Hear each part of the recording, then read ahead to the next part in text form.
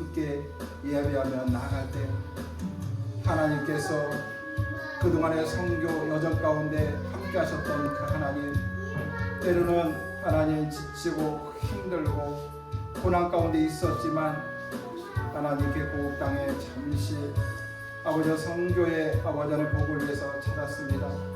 하나님 이 시간 예배를 통해서 우리 하나님 위로하여 주시고 다시금 힘을 주시고 다시금 능력을 더하여 주셔서 하나님 주신 은혜 안에서 하나님께서 주신 아버지 하나님 그 비전과 소망을 가지고 다시금 품고 달려갈 수 있는 은혜가 있게 하여 주시고 우리 성교사님의 간증을 우리가 들을 때 우리가 은혜가 되게 하시고 도전이 되어지는 은혜가 있게 하여 주시옵소서. 이 시간 먼저 찬양으로 하나님 앞에 나아갈 때 찬양 가운데 함께 하시고 부르는 저희들 가운데 기쁨이 있게 하시고 감사가 차고 넘치는 은혜가 충만히 임하는 귀한 시간 되게 하여 주시옵소서. 감사하며 예수 그리스도의 이름으로 간절히 기도 올려드립니다.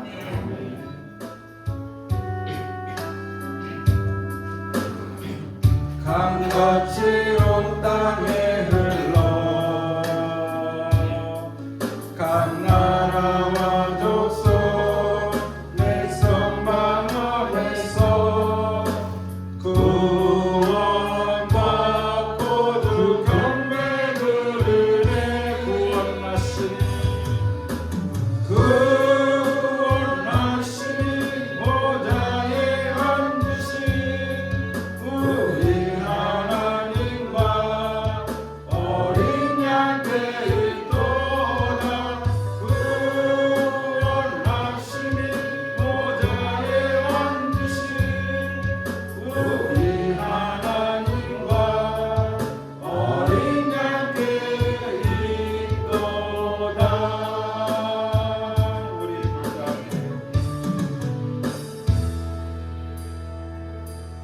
우리 보좌 앞에 모였네.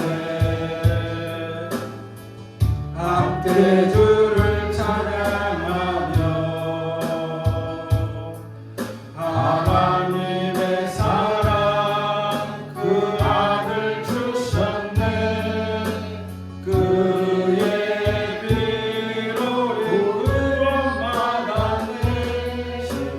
십자가에서 쏟으신 그 사랑 강같이 온 땅에 흘러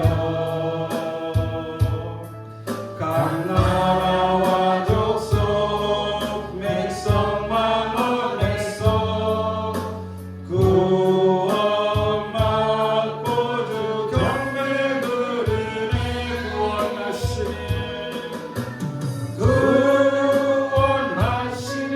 모자에 앉으신 우리 하나님과 어린 양 되있도다. 구원하시니 모자에 앉으신 우리 하나님과 어린 양 되있도다.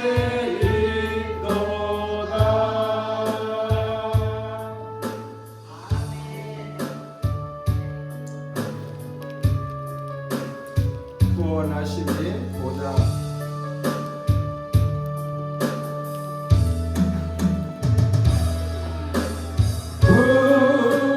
구원하시니 보좌에 앉으신 우리 하나님과 어린 양 되있도다.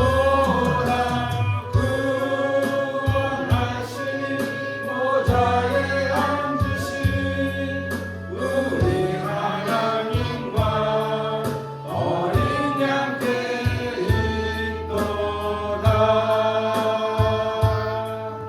아멘. 할렐루야. 할렐루야.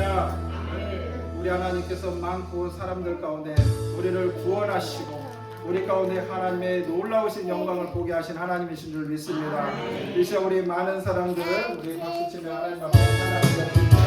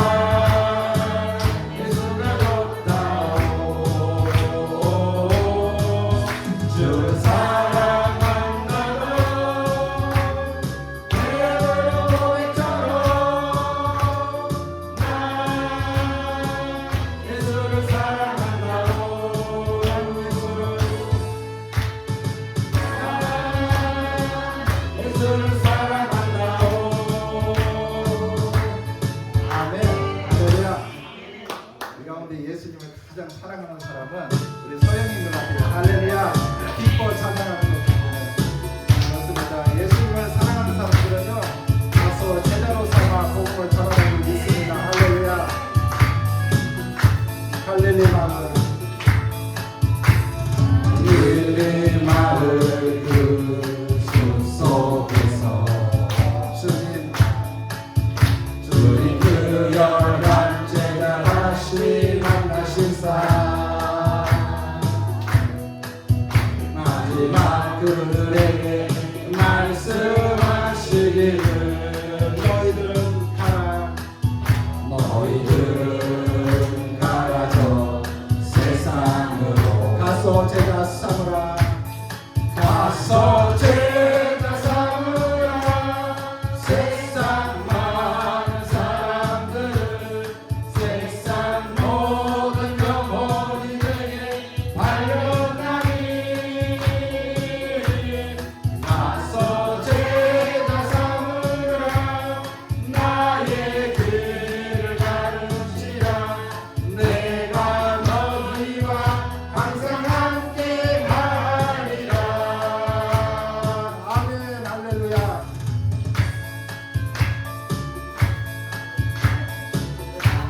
우측에 한명 누군가 도착했습니다. 할렐루야.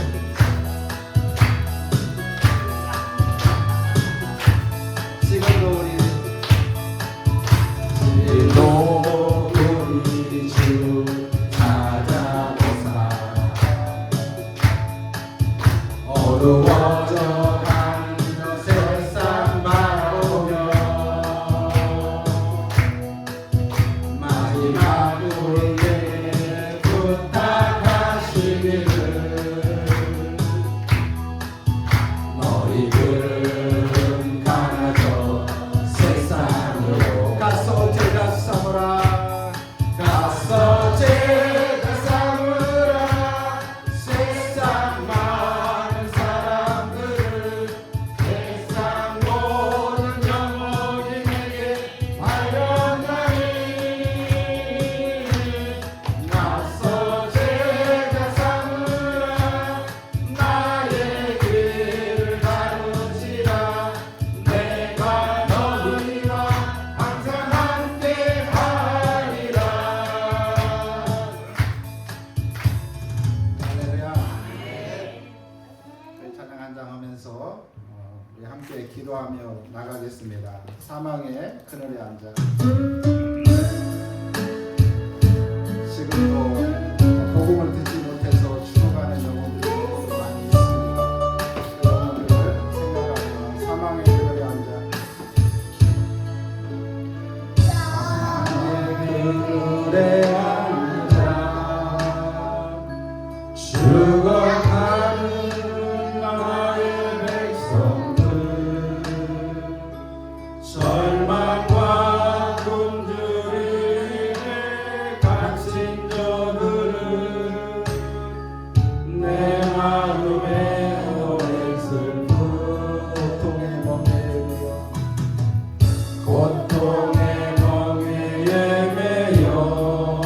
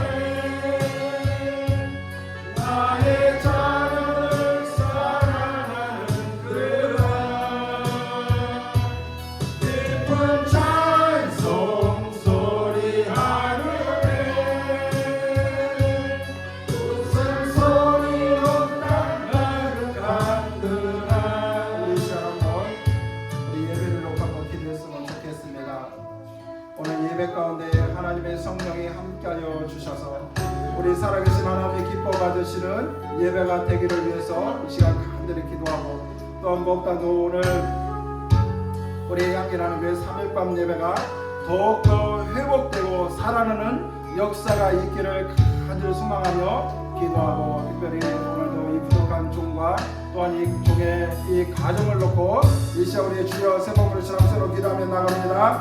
주여 주여 주여. 할렐루야. 살아 역사하신 하나님 감사합니다. 오늘도 하나님 3일밤 예배를 우리에게 허락하여 주시고 하나님의 귀한 자녀들을 부르시사 하나님의 부르심을 받는 하나님의 귀한 자녀들이 살아계신 하나님을 찬양하며 예배하며 하시도록 은혜를 주신 아버지 하나님 감사합니다. 오늘 성령 하나님의 임재하신 가운데 하나님의 기뻐 받으시는 산 예배가 될 수 있도록 우리 하나님 역사하여 주시옵소서. 우리 하나님 역사하여 주시옵소서. 목단의 이 예배가 하나님을 기쁘시게 우리 하나님을 영원하게 드리는 귀한 예배가 되기를 원합니다. 아버지 이 예배를 통해서 영광만이 받으시고 나타내 주시옵소서. 목단 우리 향기나는 교회 아버지 3일간 예배 아버지 더욱더 회복되고 살아나기를 원합니다. 더 많은 성도들이 모여서 하나님을 기뻐 찬양하기를 원하며 나아가오니 아버지 우리 성도들 한 사람 한 사람 아버지 그의 생각과 마음을 붙잡아 주시고 아버지 예배를 더욱더 사모하며 아버지 앞에 더욱더 가까이 나갈 수 있는 성도들이 되게 하여 주셔서 3일밤 예배가 아버지 살아나고 더욱더 회복되는 놀라운 역사가 일어나게 하여 주시옵소서. 몸담도 하나님 이 부족한 종과 종의 가정을 놓고 기도합니다. 자녀들을 놓고 기도합니다.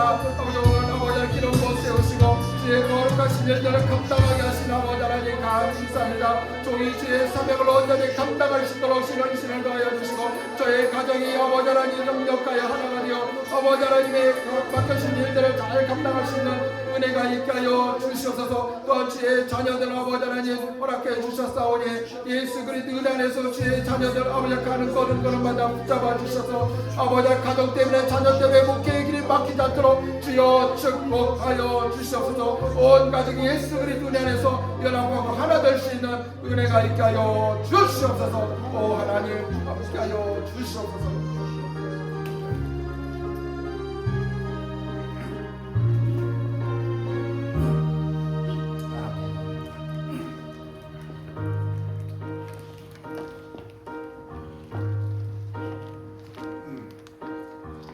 이 땅의 황무함을 보소서.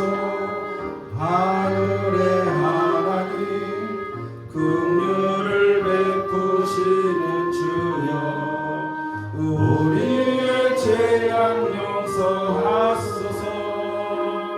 이 땅 고쳐 주소서.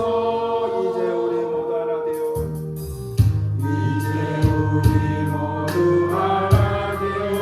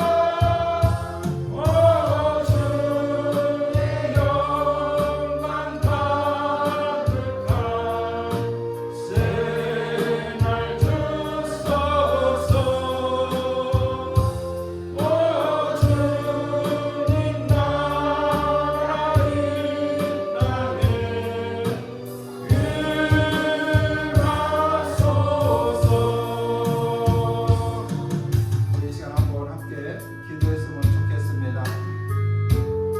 이 시간 특별히 우리 독일 땅을 품고 기도했으면 좋겠습니다. 독일 땅 세상의 눈으로 봤을 때는 부유한 나라지만 영적으로 보면은 황폐한 땅입니다. 우상으로 가득한 땅입니다. 그 땅 하나님께서 우리 박덕영 선교사님을 부르시고 그 땅에 주의 나라가 세워지기를 원하시는 하나님이신 줄 믿습니다. 우리 선교사님 독일 땅에서 복음을 전하며 나아갈 때 하나님의 귀한 일들이 이루어지게 하여 주시고 우리 전도사 우리 목사님을 통해서 그 땅에 교회들이 개척되어지게 하시고 무너졌던 교회들이 다시금 수축되어지게 하시고 하나님을 떠난 자들의 다리금 하나님 앞에 돌아오는 놀라운 역사가 일어나기를 큰 소망하며 기도하고 또 우리 선교사님의 또한 영간의 강건함과 또한 그 자녀와 또한 그 가정을 놓고 이 시간 기도하겠습니다. 또한 이 시간 특별히 우리 선교사님 그동안의 선교 사역 가운데 하나님의 일하심을 우리 선교사님의 입술을 통해서 증거할 때 우리도 은혜 받게 하시고 우리도 도전 받게 하여 주셔서 이 땅의 복음화를 위해서 저와들도 하나님 앞에 귀하게 쓰임받기를 간절히 소망하며 주여 세 번 부르신 후 마지막으로 우리 방송진 권사님 기도하시겠습니다. 주여 주여 주여 할렐루야. 살아 역사하신 아버지 감사합니다. 아버지 하나님 이 시간 특별히 아버지의 복음을 기도하며 아버지의 아버지 하나님 회장들이 아버지 하나님 무시 아버지 하나님 복음의 땅에서 아버지 중견 세계 땅이었습니다. 주여 아버지 그 땅에 아버지 하나님 교회가 벌어져가고 아버지 물질 주민들과 아버지 아버지 세속세가 아버지 그 땅에 아버지 정말 그때 아버지 주민의 땅이요 함께한 땅으로 아버지 돌아옵니다. 아버지 그 땅을 하나님 구원하시기 위하여 하나님께서 수많은 선교사님을 하나님 부르시되 특별히 우리 박덕영 선교사님을 아버지 독일 땅에 불러주셔서 우리 박덕영 선교사님을 통해서 아버지 무너져가는 교회들을 다시금 수축하게 하시고 아버지 하나님 다시금 아버지 하나님 못 살았던 자들에게 다시금 복음을 선포하며 증가하며 다시금 하나님 앞에 돌아올 수 있도록 허락하시고 아버지 하나님 우리 선교사님을 하나님 붙잡아 주시고 아버지 선교사님을 통해서 그 땅에 아버지 하나님의 거룩한 나라가 세워지게 하시고 그 땅에 다시금 아버지 제2의 종교 개혁의 역사가 일어나게 하여 주시옵소서. 독일 땅을 통해서 다시금 연합의 복음화 되기를 원합니다. 우리 아버지 하나님 선교사님을 통해서 다시금 그 땅에 아버지 하나님 교회들을 깨어나는 역사가 일어나기를 원합니다. 주여 역사여 주시옵소서. 역사여 주시옵소서. 복덕 하나님 우리 선교사님 아버지 하나님 서로 아버지 하나님 그 중심으로 아버지 하나님 교회를 개척하며 나가겠습니다. 아버지 목사를 부르시옵소서. 목욕자들을 붙여주시옵소서. 아버지 하나님 교회 기도자를 붙여주시옵소서. 하나님 물질을 허락하여 주셔서 아버지 하나님 주의 아버지 가정들의 아버지 하나님 다리가 없게 하시고 대적들이 없게 하여 주시고 병자를 들어 우리 하나님 인도하여 주시옵소서. 우리 선교사님 영광가에도 병자들을 허락하여 주시고 아버지 하나님 그의 가정과 자녀들을 하나님 붙드시고 하나님 축복하여 주시옵소서. 아버지 하나님 가족들이 이 시간에서 아버지 하나님 영광의 기도를 되게 하시고 원어가 아버지 하나님 원하게 아버지 하나님 사교가 되게 하여 주시고 아버지 하나님 지령을 나가게 하시고 모든 하나님 남편분들이 하나님 역사가 일어나게 하여 주시옵소서. 아버지 이 시간에 우리 선교사님 아버지 하나님 이 아버지 그 땅에 아버지 하나님 성도님들은 아버지 우리 선교사님을 통해서 증거하며 나가기를 원합니다. 하나님 선교사님을 통해서 하나님 아버지 하나님 가시는 분들을 증거 일어날 때 오늘 이 교회 오늘 이 땅에도 하나님이 가시는 분들이 일어나가시고 하나님 역사하여 주시옵소서. 우리가 말씀을 열정에 닫혔던 귀가 되게 하시고 우리 마음이 다시금 뜨거워지게 하여 주셔서 우리도 아버지 하나님 이 땅에서 주의 복음을 위해서 주의 복음을 위해서 다시금 경건하고 다시금 하나님 앞에 쓰임받을 수 있도록 주여 역사하여 주시옵소서. 이 시간 말씀을 들은 선교사님이나 아버지 하나님 말씀을 받는 우리 가운데 아버지 함께 하여 주셔서 아버지 동일한 은혜 가운데 하나님 성령의 감동과 역사가 있는 시간 시간 예배가 되게 하여 주시옵소서. 성령 하나님 이 시간 은혜하여 주시옵소서. 성령 하나님 은혜하여 주시옵소서. 이 시간 우리를 지도하시고 이 시간 우리를 지켜 주시옵소서. 다시 쌓을 때 우리의 우상들을 태우신 성령의 불이 마소서. 부흥의 불길 타오르게 감사하며 예수 그리스도의 이름으로 간절히 기도 올려드립니다. 아멘. 할렐루야. 사랑과 은혜가 풍성하신 하나님, 사랑과 은혜를 감사합니다. 주의 그 3일 동안도 우리 사랑하는 성도들을 눈동자도 아끼시고 사랑하시고 은혜 베풀어 주셨다가 이 아버지 3일 기도회가 예배자리가 가장 귀중하고 소중하기에 그 소중함을 알고 하던 일들을 멈추고 주의 전정으로 이 귀한 은혜 자리로 아버지 임하여주신 하나님 감사합니다. 아멘. 우리 아버지 드려지는 이 한 시간이 세상의 천난보다도 귀중한 시간이 되어서 오늘도 이 드려진 예배가 하나님 앞에는 영광이요 드려지는 저희들 속에는 귀한 은혜가 될 수 있도록 은혜 베풀어 주옵시기 바랍니다. 아멘. 간절히 바랍니다. 사랑의 하나님, 은혜 하나님, 우리는 아버지 세상의 빛의 자녀로서 선택을 받은 성도들입니다. 저희들에게 사랑의 지금 능력을 주시고 전도의 능력을 주셔서 정말로 사마리아 땅끝까지 복음을 증거할 수 있는 아버지 증거자들이 되게 하시옵시기 아멘. 바랍니다. 아멘. 아멘. 오늘도 우리는 무엇을 입을까 먹을까 마실까가 아니라 너희는 그의 나라와 그 의를 구하러 가시라 하나님. 우리는 빛의 자녀들로서 나라와 의를 위해서 아버지 살아가게 하시고 정말로 죽어가는 많은 영혼들을 죽게 끌어낼 수 있는 은혜를 전부 허락하여 주시옵기를 간절히 바라고 합니다. 아멘. 나만이 아버지 아니라 나를 통해서 이 어두움의 빛이 되게 하시고 썩어가는 세상의 아버지 소금이 될 수 있도록 나의 한 사람 한 사람들이 능력받고 건강받아서 세상을 이기고 지약을 이기고 마귀를 이기고 자신과의 싸움에서 늘 이기며 승리하며 살아갈 수 있는 은혜가 되게 도와주옵시기만을 간절히 아멘. 바랍니다. 아멘. 또 우리는 나라를 위해서 기도합니다. 나라가 심히도 어려운 중에 있고 경제가 힘든 쪽에 있습니다. 이 나라와 민족을 지켜주시되 대통령과 이전자들이 하나님을 경외하며 하나님을 두려는 자들이 되게 도와주셔서 내 인간의 생각으로 방법대로가 아니라 하나님 방법대로 주시는 지혜대로 정말로 이 나라와 민족을 지켜나갈 때 나라가 백성을 아버지 서로 하나가 되어서 아버지 우리는 헛된 나라 다시 지난날의 선진들이 일궈진 그 아버지 성령의 충만한 나라가 될 수 있도록 복음을 널리 접하는 나라가 될 수 있도록 축복하여 주옵시기만을 간절히 바라고 합니다. 아멘. 너는 세상에 가서 사마리아 땅끝까지 내 복음을 증거하라고 하신 하나님, 오늘도 아버지 귀한 아버지 독일에서 기쓰는 아버지 선교사님을 보내주셔서 아버지 그 어려운 아버지 속에서도 아버지 모든 복음을 증거하고 아버지 말씀을 순종하고 땅끝까지 증거하고 오는 아버지 선교사님을 통해서 오늘도 이렇게 귀한 말씀을 서로 아버지 전하실 때 하나님 능력으로 분명으로 성령으로 두 마음을 입혀 주셔서 아멘. 오늘도 주기되는 아멘. 말씀이 우리 심령 골수를 쪼갤 수 있는 능력의 말씀이 선포될 수 있도록 은혜 베풀어 주시옵소서. 아멘. 오늘도 아버지 정말 우리 성도들을 지키시고 봐여 주옵소서. 오늘도 주신 말씀으로 우리가 은혜 받게 하여 주옵소서. 한 사람도 거저보내시 마시옵시고 성령의 충만함을 알게 하여 주옵시고 또 우리 선교사님을 통해서 그 선교의 땅끝까지 복음이 증거하는 그 말씀을 듣고 우리를 또 도전하게 하여 주옵소서. 날마다 우리도 아버지 도전하여서 복음을 아버지 증가하는데 어려움이 없도록 도와주시기를 간절히 바라고 원합니다.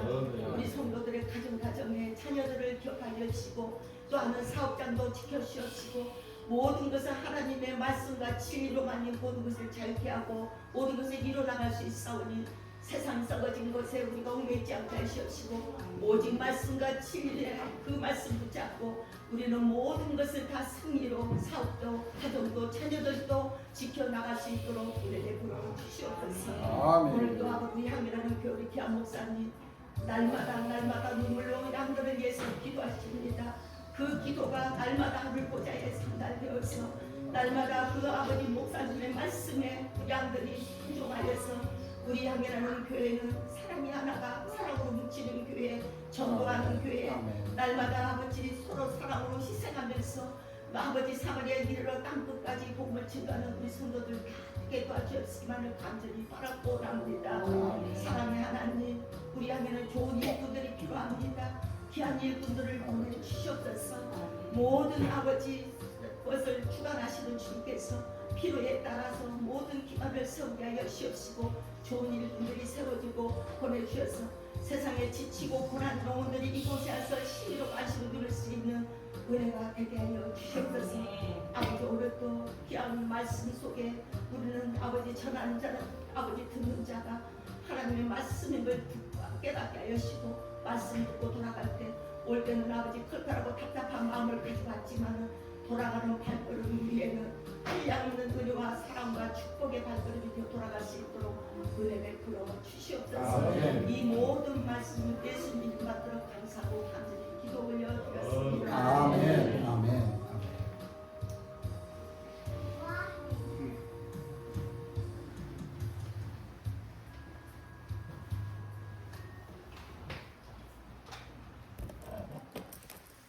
오늘 저와 여러분들에게 주신 하나님의 말씀 보겠습니다. 구약의 창세기입니다.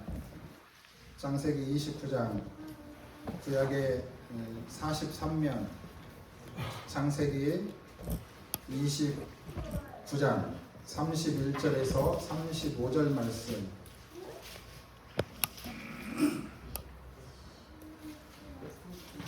창세기 29장 31절에서 35절 말씀입니다.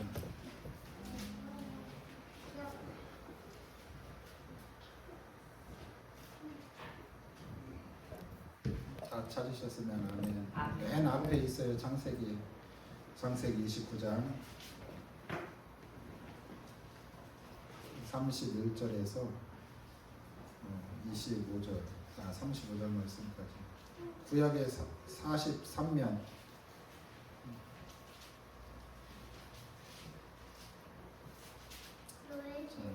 우리 같이 합독합니다. 시작. 여호와께서 레아가 사랑받지 못함을 보시고 그의 태를 여셨으나 라헬은 자녀가 없었더라. 레아가 임신하여 아들을 낳고 그 이름을 르우벤이라 하여 이르되 여호와께서 나의 괴로움을 돌보셨으니 이제는 내 남편이 나를 사랑하리로다 하였더라.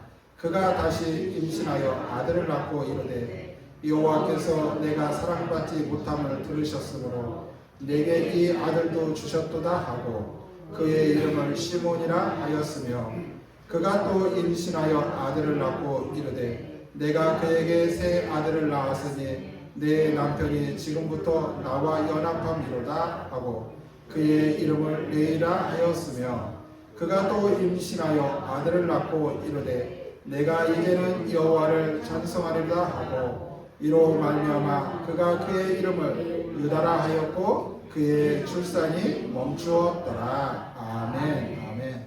할렐루야.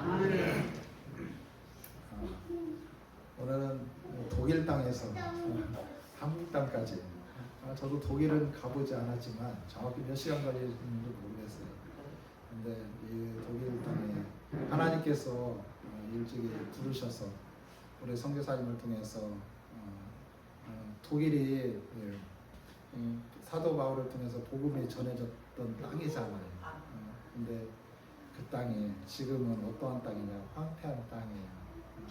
근데 그곳에 하나님이 불러주셔서 우리 선교사님이 그곳에서 열심히 복음을 전하고 또 무너져가는 교회들을 다시금 세우고 또 하나님을 등지고 떠났던 자들에게 다시금 이 복음을 전해서 다시금 돌아오게 하고 또 죽어가는 영혼들을 위해서 힘쓰고 애쓰고 있는 가운데 있습니다. 거의 지금 4년 됐었나요? 5년? 6년. 벌써 6년. 참 그렇습니다. 그래서 오늘 선교사님이 복이에요, 복. 저희 교회가 성도님들이 복인 줄 믿습니다. 할렐루야. 왜 복이냐면 우리 선교사님이 한국 땅 첫 발을 내디디시고 처음 저희 교회 오셔서 지금 선교복을 하면서 함께 예배를 드리는 거예요.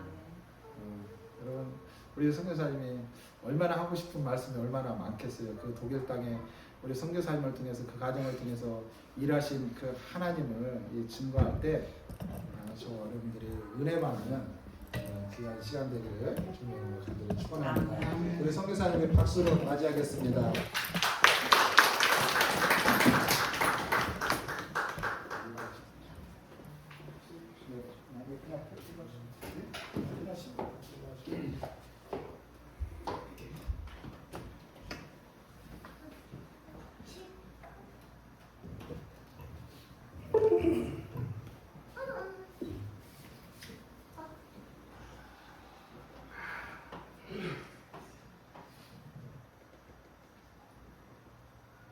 할렐루야. 아멘. 예, 우리 목사님이 너무 또 잘 소개해 주셔가지고 감사하고요. 예, 어제 2시 반에 익산에 도착했습니다. 새벽 2시 반에. 계산해 보니까 저희 집에서 제가 이제 비행기 타려고 집에서 나와서 이제 인천에 내려서 이천에서 렌트카를 빌려서 저녁을 먹고 익산에 왔는데 새벽 2시 반이었어요. 32시간 정도 걸렸더라고요. 피로하긴 한데 제가 목사님한테 미리 말씀드렸어요. 제가 오자마자 향기나는 교회 수요일이라도 먼저 섬기고 싶습니다. 전화를 드려서 흔쾌히 허락해 주셔서 이런 귀한 자리를 서게 해주셔서 감사합니다. 또 한 가지, 뭐 밖에 소교 기도 편지 붙여놓으셨던데, 또 차가 좀 오래되다 보니까는 이렇게 망가지더라고요. 근데 인건비가 너무 비싸요 일단은. 그래서 수리하는데 뭐 정말 좀 많이 돈이 나왔는데 향기나는 교회에서 기도 편지를 거의 다 보냈는데 유일하게 향기나는 교회에서 100만 원을 보내주셔가지고 수리를 했습니다. 목사님 독단적인 결정이지 다른 성도들이 모르시는 것 같은데. 네, 다 동의하신 거죠? 네. 그래서 참 이런 일을 볼 때 하나님이 협력하게 하시는 분들이 그때마다 있고 또 교회들이 있는데 이번에 정말 우리 향기나는 교회에서 너무 협력을 해주셔서 안 그랬으면 버릴 뻔했습니다. 근데 수리하고 잘 정비해놓고 왔습니다. 너무너무 감사를 드립니다. 예, 뭐 제가 10월에 와서 선교 보고를 했기 때문에 그 이후에 진행된 일들에 대해서 좀 보고를 드리고 말씀을 나누겠습니다. 자, 좀 넘겨주시면 쭉 넘겨주시고 거의 마지막 부분에 더더 쭉쭉 하시면 돼요. 여러분 그림만 봐도 다 아시죠? 어떤 일을 하고 있었는지.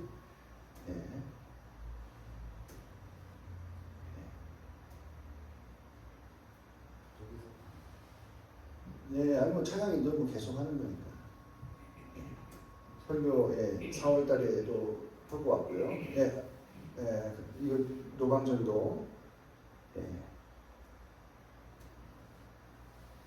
노방전도 하면서 거리 행진하고요. 여기부터 이제 제가 이제 섬기고 있는 교회가 저희 지역에서는 아마 제일 큰 교회예요. 독일의 대부분 교회들이 루터 교회 그리고 카톨릭인데 교회는 무지무지하게 오래되고 화려하고 멋있는 정말 누가 봐도 사진을 찍고 싶은 그런 교회들이지만 그 안에는 그냥 박물관처럼 되어 있어요.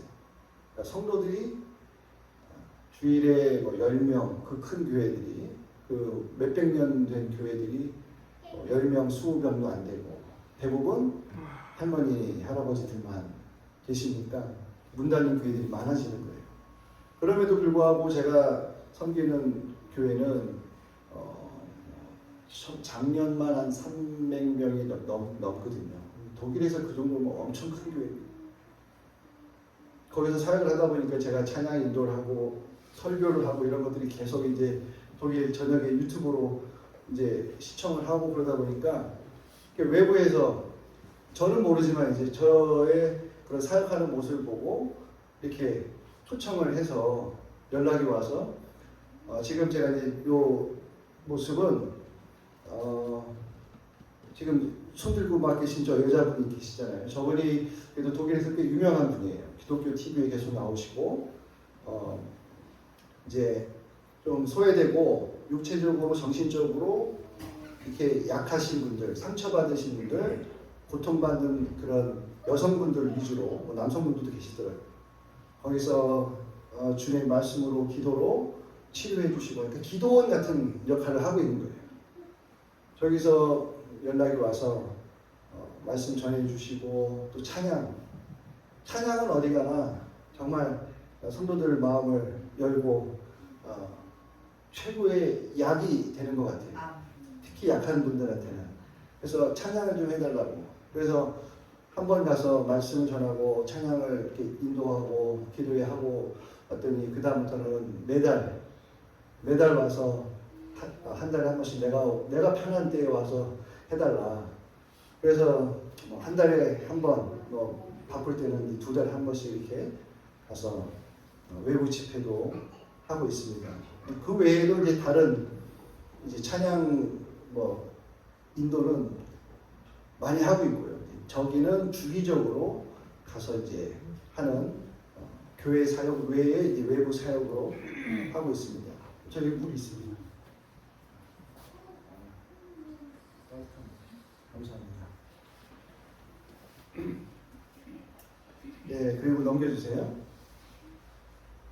예, 그리고 지금 이제 작년부터 하나님께서 이제 제가 4년 정도 이제 5년째 2019년부터 올해 작년까지가 4년째였고 이제 올해 5월이 되면 이제 5년이 지나는 거예요.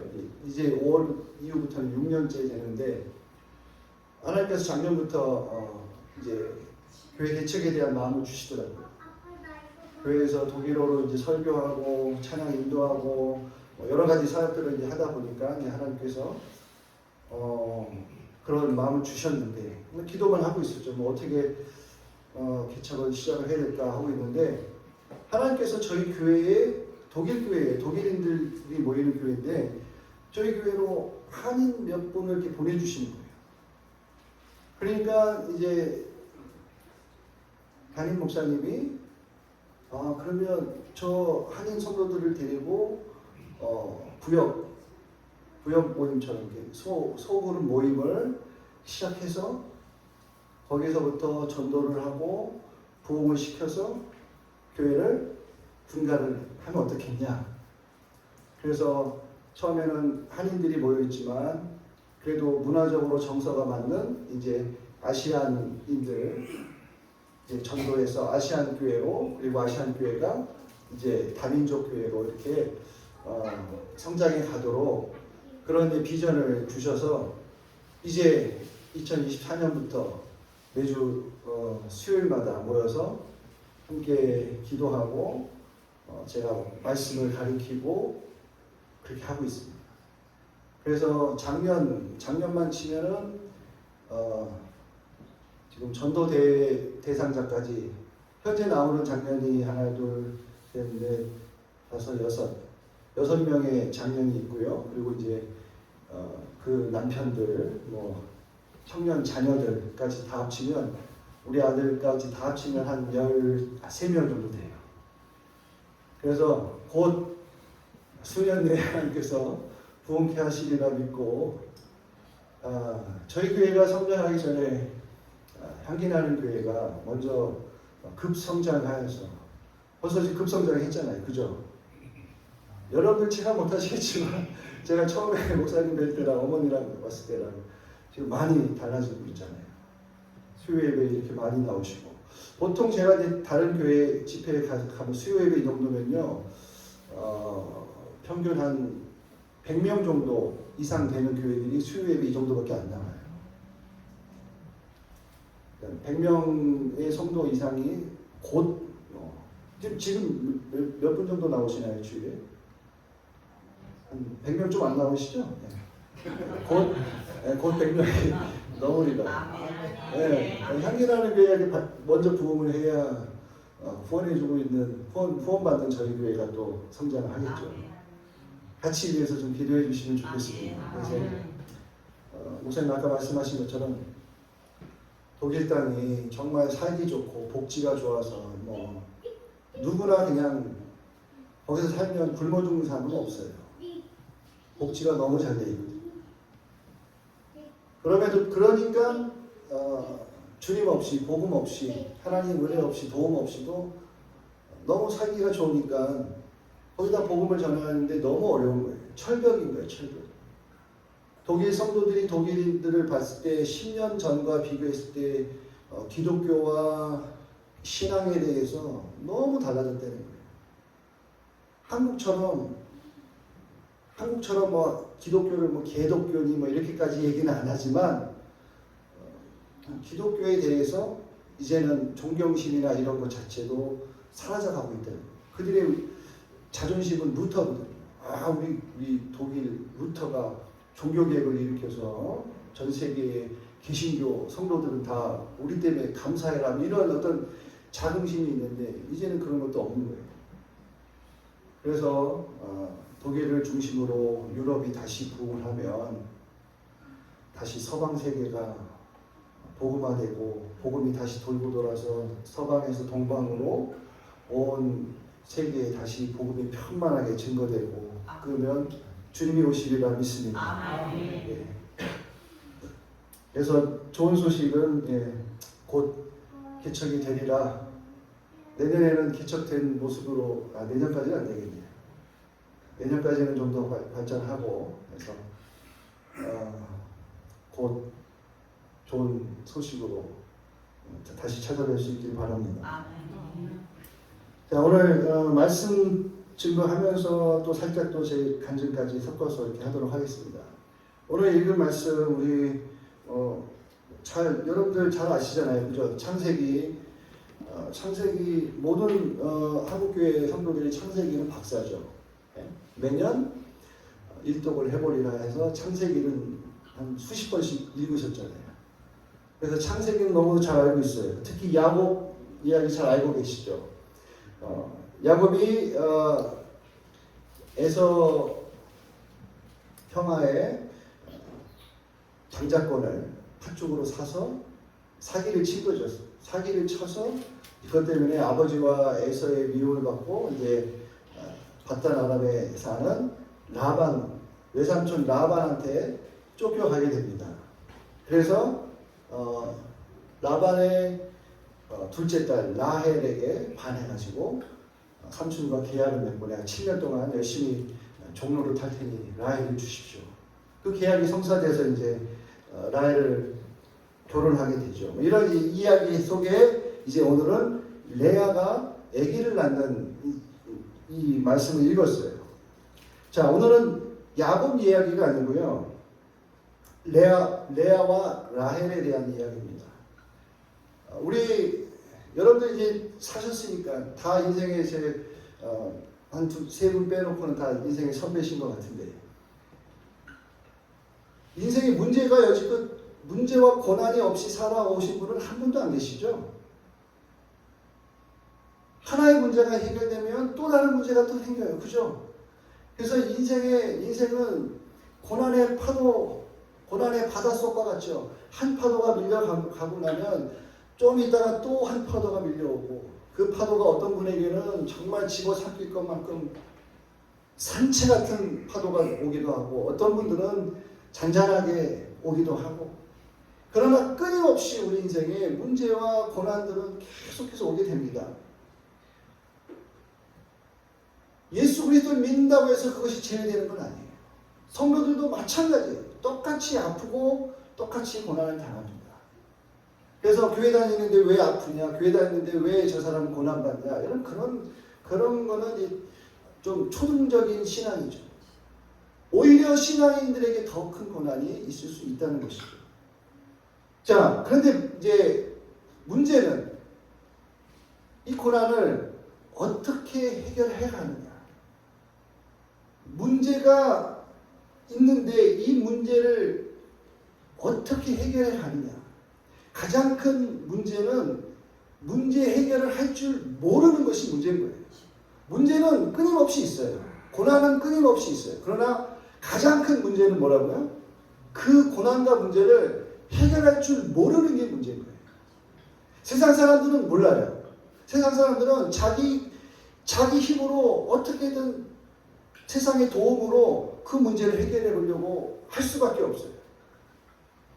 그러나 오늘 레아와 라헬을 통해서 하나님의 자녀들은 어떻게 문제와 고난을 해결해 가느냐, 그 과정을 보면서 앞으로도 닥치게 될 여러분들 인생에 끊임없는 문제와 고난들 앞에 이제는 걱정하고 근심할 것이 아니라 어떻게 해결해 갈 것인지 방법을 알고 있으면 그것들을 파도를 탈 줄 아는 사람은 파도가 오는 걸 기다렸다가 타러 가잖아요. 즐기러 가잖아요. 그러나 파도를 타지 못하는 사람들은 파도에 잠겨 죽게 되는 거예요. 자,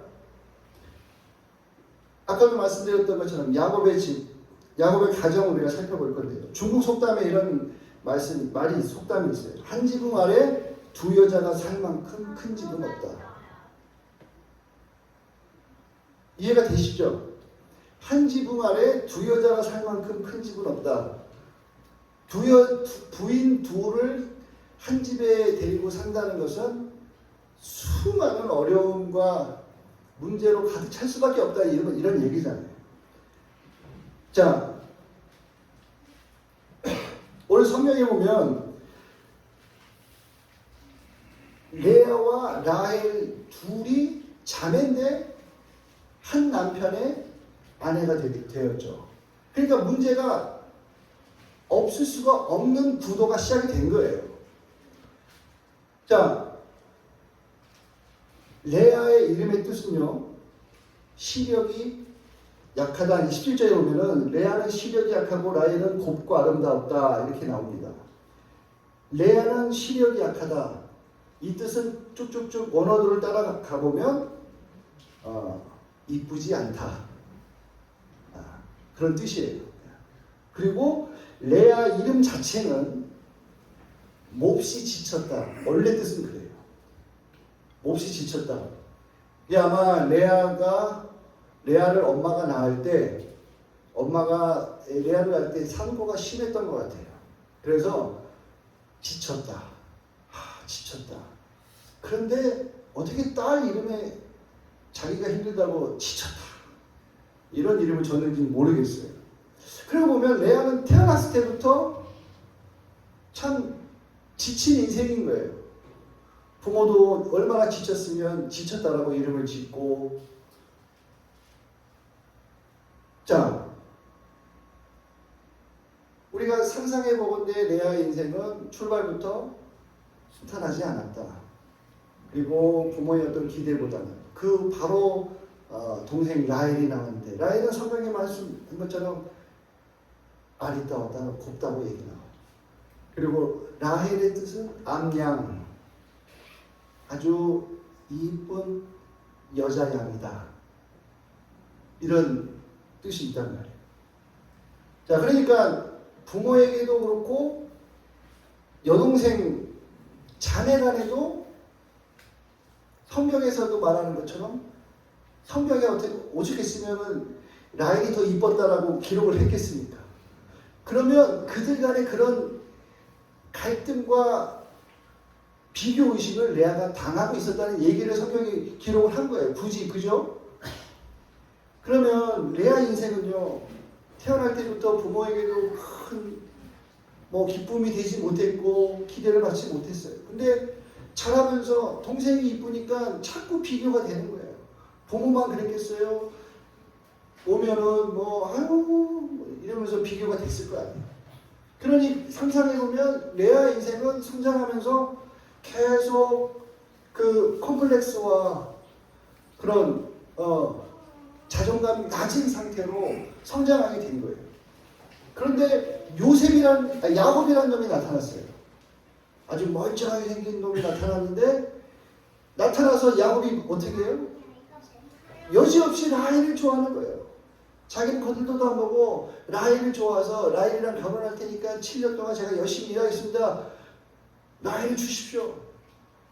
언니가 있는데도. 결국은 결혼을 했잖아요. 어떻게 됐습니까? 첫날 밤을 치르고 아침에 눈을 떠보니까 야곱이 딱 떠보니까는 레아가 누워있는 거예요. 왜 첫날 밤 치를 동안 몰랐느냐 뭐 이런 얘기, 자세한 그런 얘기는 우리 목사님이 나중에 이제 구약의 홀리의 문화라든지 이런 걸 설명을 해주시고요. 어쨌든 황당한 거죠.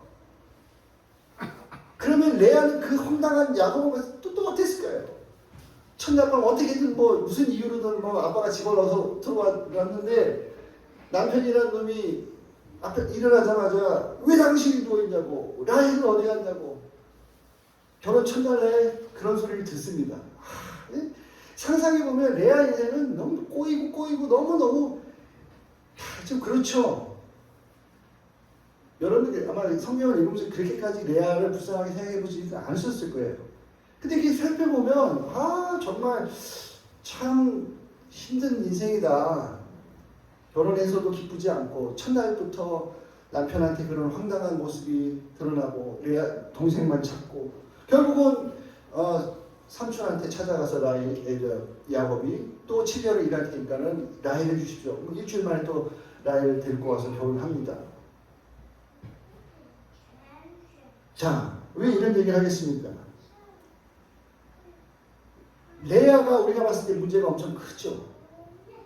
레아는 정말 하나님 앞에 눈물로 기도할 수밖에 없는 상황이었던 거예요. 부모도 라헬을 동생을 더 좋아하죠. 남편인 야곱도 라헬을 더 사랑하죠. 레아가 할 수 있는 건 하나님께 기도하는 것뿐인 거예요. 레아가 이렇게 불행한 인생을 산 것 같지만요. 이제 성경을 우리가 보면서 다시 한번 살펴볼 텐데 놀라운 건 라헬의 가정생활보다 레아의 가정생활이 더 행복했다라는 거예요. 왜냐면요, 레아는 방금 말씀드린 것처럼 자신의 문제를 해결하는 방법을 알았던 거예요. 자, 31절 여호와께서 레아가 사랑받지 못함을 보시고 그의 태를 여셨으나 라헬은 자녀가 없더라. 33절에 보니까요. 그가 다시 임신하여 아들을 낳고 이르되 여호와께서 내게 사랑받지 못함을 들으셨으므로 내게 이 아들도 주셨다 하고 이름을 시몬이라 하더라. 하나님이 들으셨다. 하나님이 들으셨다는 건 뭐예요? 레아가 기도했다. 레아가 얼마나 간절히 기도했겠습니까? 아버지, 어쩜 이럴 수 있어요? 내가 자라면서 부모한테도 그렇게 칭찬받고 기대받지 못하고 자랐는데 맨날 저 동생한테 라헬한테 맨날 비교당하고 살았는데 결혼해서 남편이라고 나 좋다고 결혼한 것도 아니고 동생 결혼식에 껴들어서 그냥 깍두기로 들어와서 하나님 좀 어떻게 합니까? 너무너무 인생이가 힘듭니다. 하나님 도와주세요. 레아가 기도했던 거예요. 그러니 하나님이 들으셨다. 하나님이 들으셨으므로 여호와께서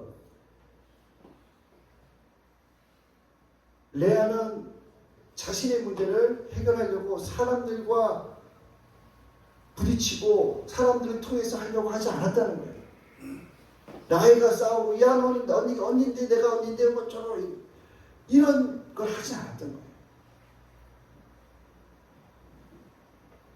반면에 라헬은요, 부모의 사랑, 남편의 사랑 다 받는 여자였어요. 근데 문제가 하나 있었죠. 그 문제가 뭘까요? 예?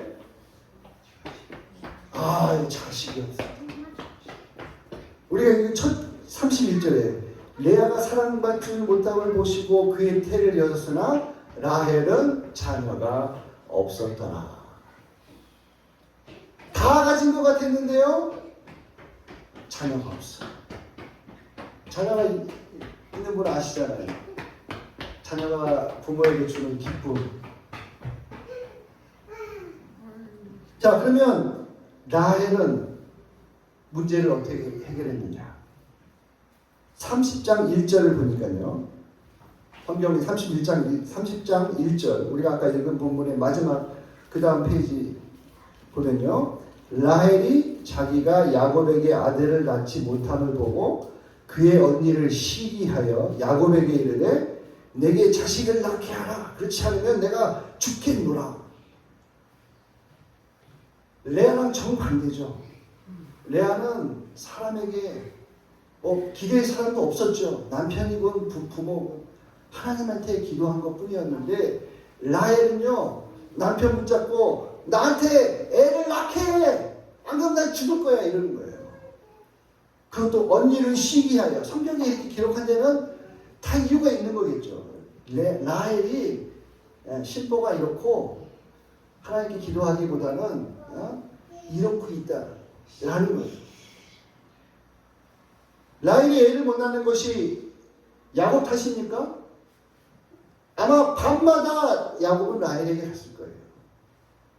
라헬이 허락해야 한 달에 한두 번이나 레아한테 갔을까?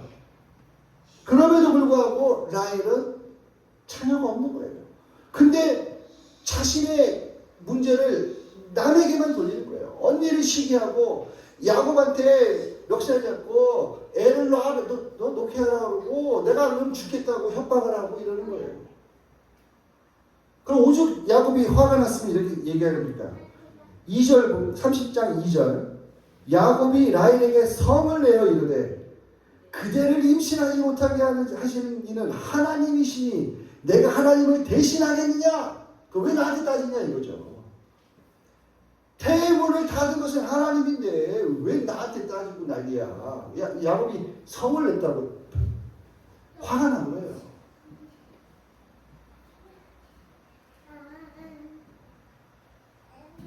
라헬은 자신의 문제를 하나님께 진정으로 아뢰지 않았어요.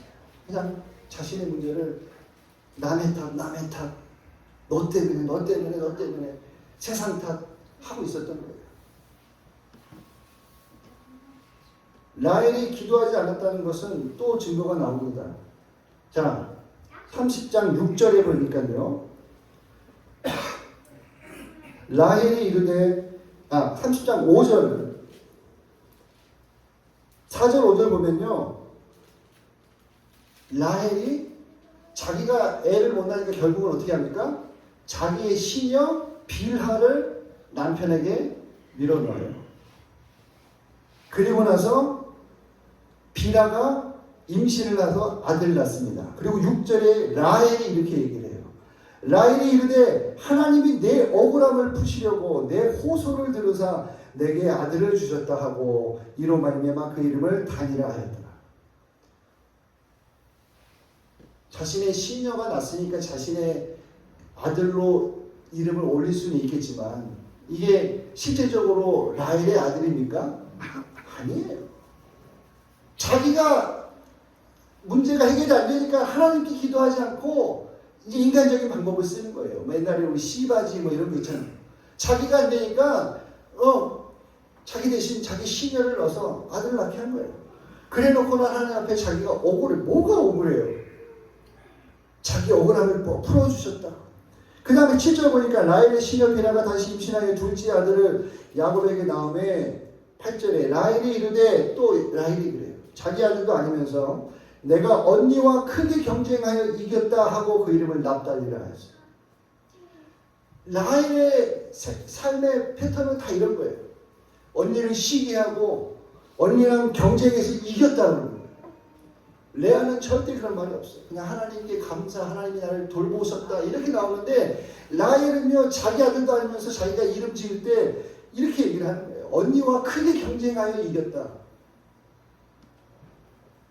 물론 한 남편의 두 아내로 서 있지만 그냥 원래 본질적으로는 친자매잖아요. 언니가 아들 낳고 조카들 생기면 뭐 기뻐할 수도 있고 축하도 해줄 수도 있는데 라헬은 전혀 그런 게 없어요. 그리고 오히려 경쟁에서 자기가 이겼다. 자기가 난 것도 아니면서 자기 시녀가 났는데 경쟁에서 이겼다 이러면서 이름을 지어요. 여러분들 인생의 문제는 스스로 해결할 수 없습니다. 그렇죠? 여러분들 스스로 문제를 해결할 수 있으면 그 문제도 아니에요. 사실 그죠? 여러분들이 물에 빠져 죽게 됐는데 수영을 못해요. 그러면 여러분들 스스로 머리를 잡아 끌어올리면 빠질 수 있겠죠? 구조대원들이 와서 이렇게 머리 그냥 잡아 당기잖아요. 그럼 내 스스로 잡아 당겨 올리면 되잖아요. 안 된단 말이에요. 내가 물에 빠졌으면 다른 사람이 나를 끄집어줘야지. 내가 아무리 내 머리를 집어든 안 떠요. 사람들은 그러나 그렇게 생각 안 한단 말이에요. 어떻게든 이 문제를 내가 그냥 내 지인들 통해서 방법 통해서 해결해 보려고 하는 거예요. 그 전형적인 모습이 지금 라헬을 통해 나오는 거예요.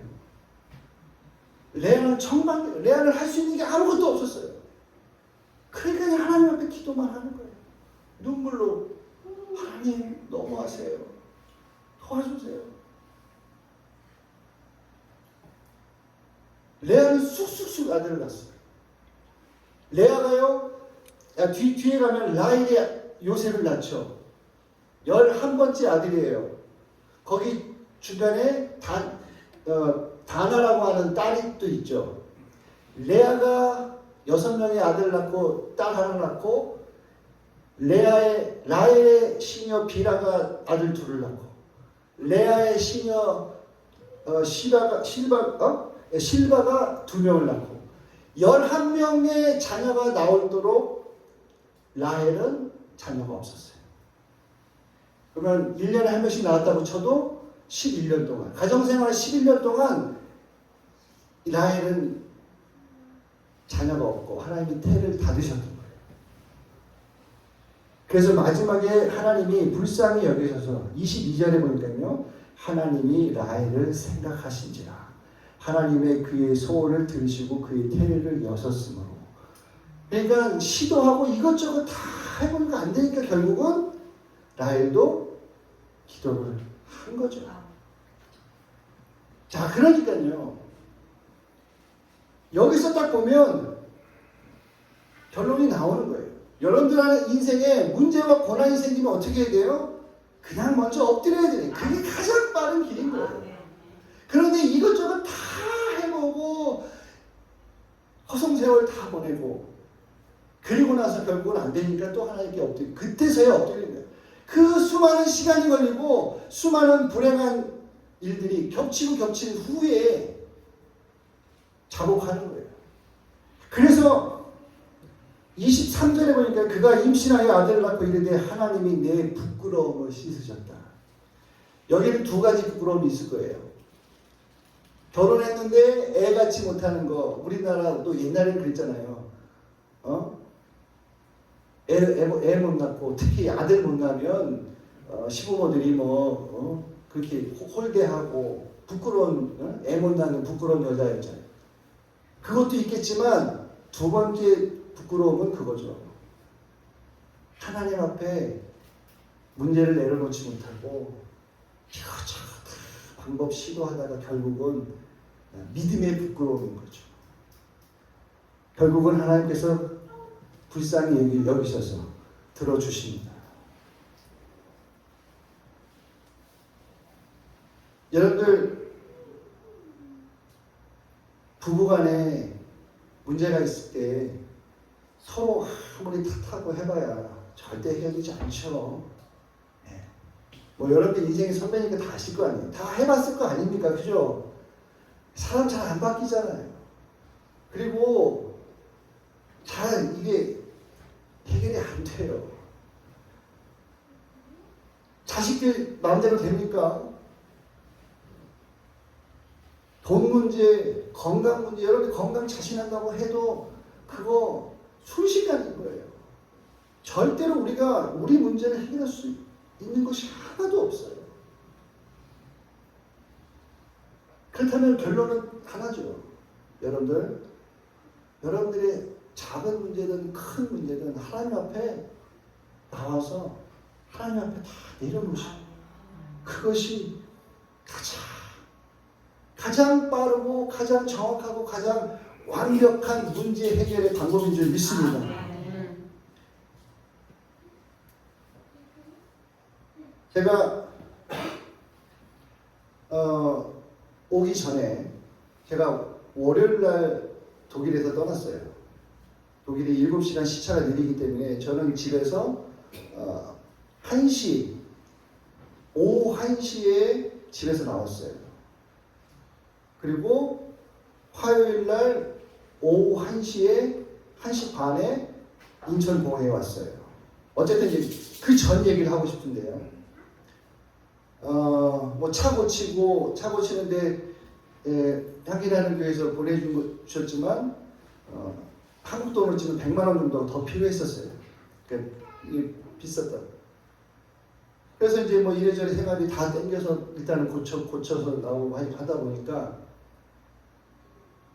이제 한국 갈 날이 다가오는데 월초에 제가 매달 집주인에게 월세를 보냅니다. 월세 낼 돈이 없는 거예요. 월세가 우리나라 돈으로 100만 원이 좀 넘어요. 요즘은 환율이 올라서 한 110만 원 정도 돼요. 그냥 월세를 못 보내는 거예요. 여지껏 그런 적은 없었어요.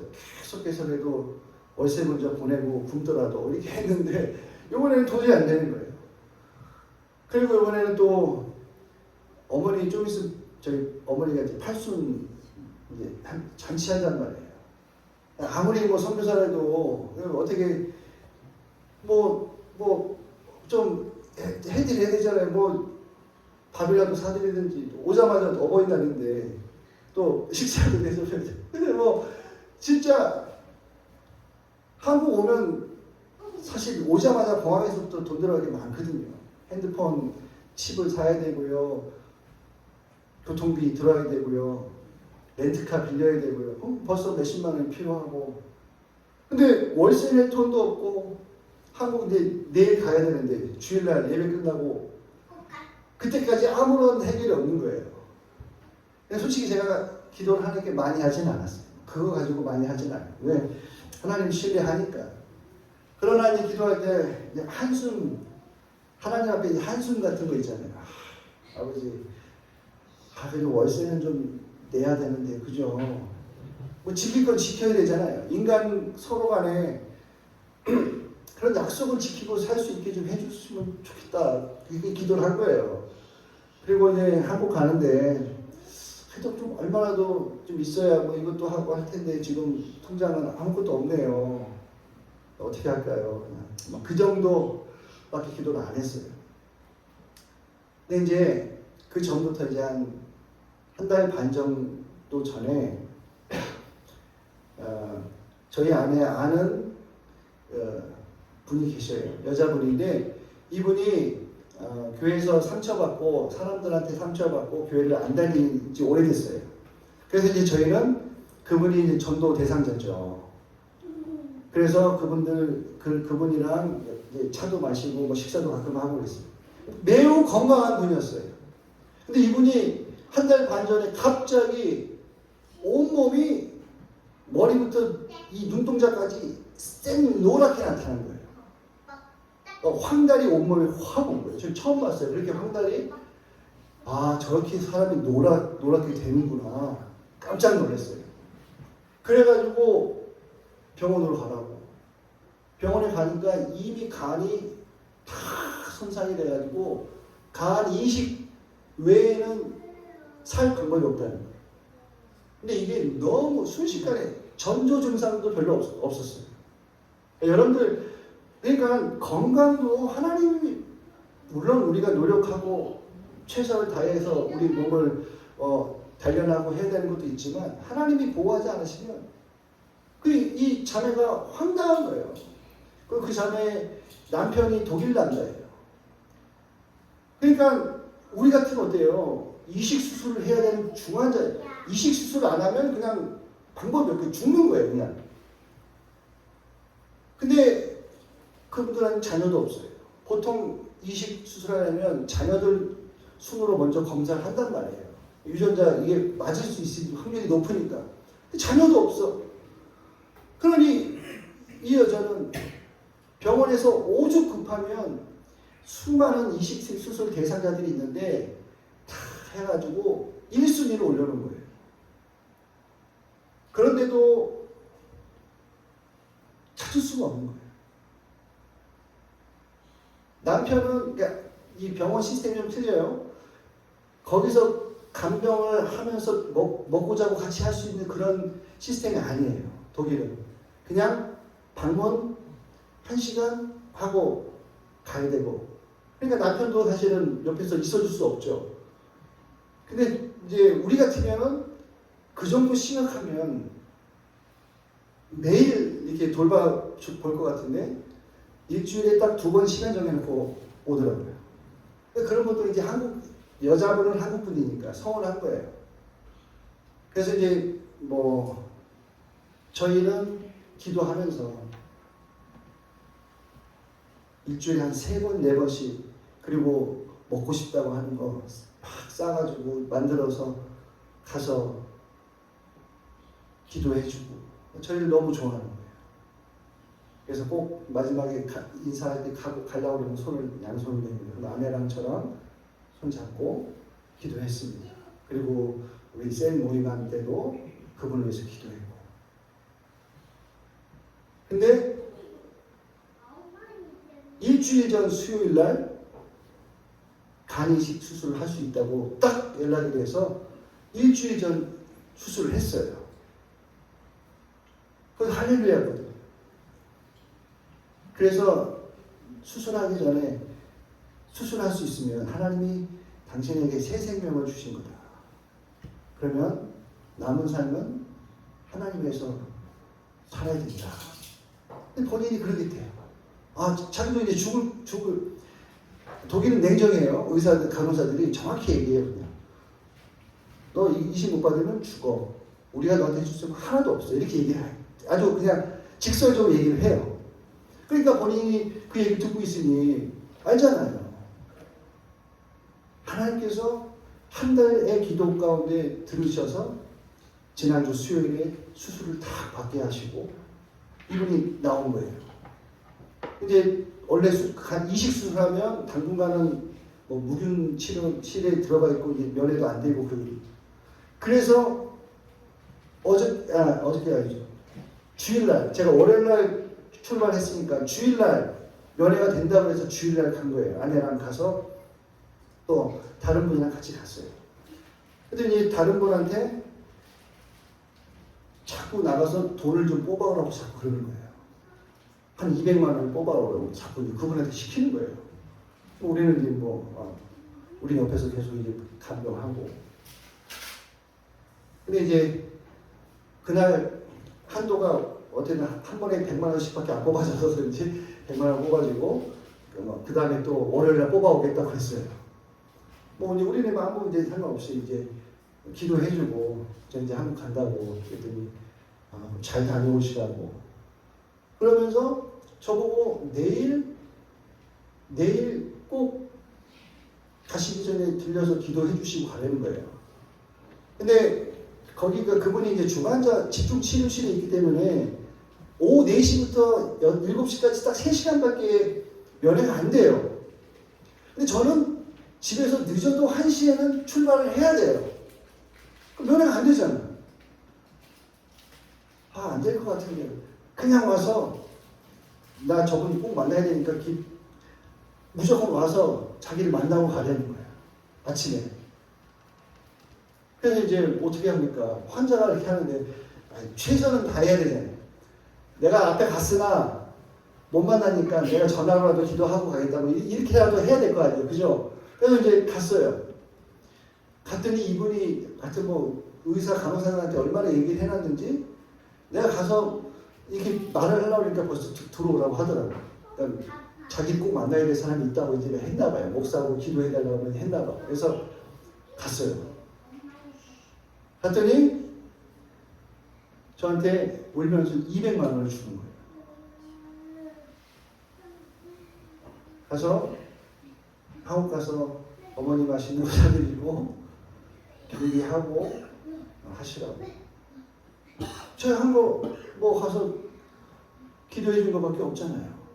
뭐 먹을 거 조금 뭐 수박 싸가고 뭐 묵국 소고기 묵국 먹고 싶다 해서 그런 거 끓여다 주고. 그래서 제가 월요일날 1시 반에 1시에 집에서 나와야 되는데 그분을 오전에 만나서 그분이 주신 돈으로 월세 110만 원 내고 아들 한 달 동안 있었는데 아들 용돈도 못 줬는데 야 아들 용돈도 주고 아내한테도 남은 거 요하고 좀 쓰라고 저도 이제 조금 남은 거 그렇게 왔습니다. 여러분들 우리가 기도할 때 그 저 찬송이 있잖아요. 우리의 작은 시름에도 응답하시는 하나님. 여러분들이 진심을 가지고 하나님을 신뢰하는 그 신뢰를 가지고 여러분들이 정말 한숨만 줘도 하나님이 아셔요. 하나님이 아시고 그것이 당장 필요한 것이면 당장 이렇게 응답을 하십니다. 너무 놀란 거예요. 저도 막 눈물이 나더라고요. 여러분들이